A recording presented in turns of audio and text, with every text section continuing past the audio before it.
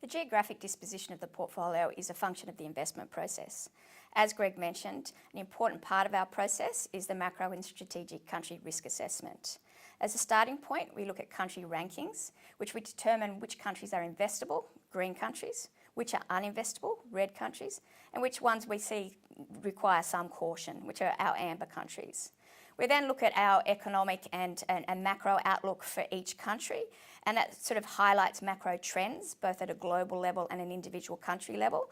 And basically from there, we see some investment opportunity.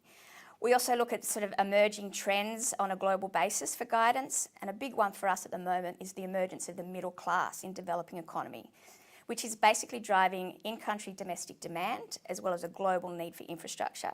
And we believe this is an enduring theme for years to come.